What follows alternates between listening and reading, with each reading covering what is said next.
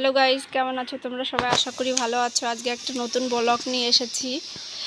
আজ রাধা অষ্টমী, এই উপলক্ষে ভিডিওটা। তোমাদের যদি ভালো লাগে লাইক কমেন্ট শেয়ার করতে ভুলো না। এসো, যার জন্য ভিডিওটা বানানো আজকে তার দর্শন করি আমরা।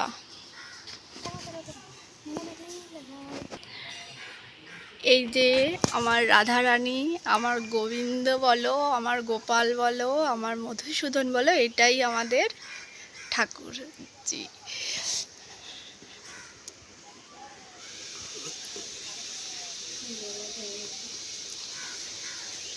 রাধারানীকে কেমন লাগছে সেজে, এটা তোমরা কমেন্ট করে বলো।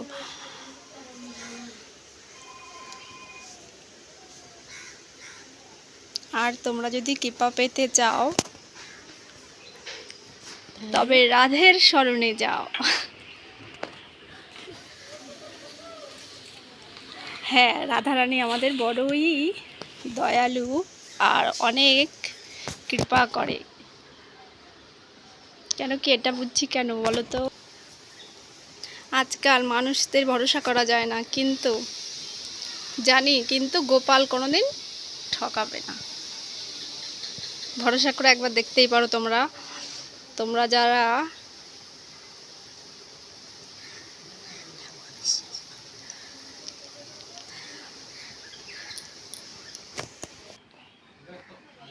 অবশ্যই ভগবান যদি কৃপা করে, অবশ্যই তার এখনই কৃপা হতে পারে।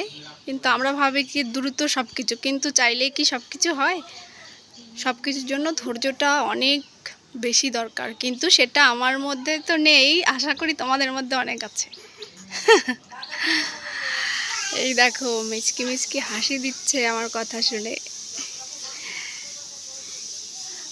আসলে সত্যি আমি ব্লগ করতে পারি না, কিন্তু তবু আজকে রাধারানীর কৃপায় করছি। এইভাবে আমি কথাও বলতে পারি না।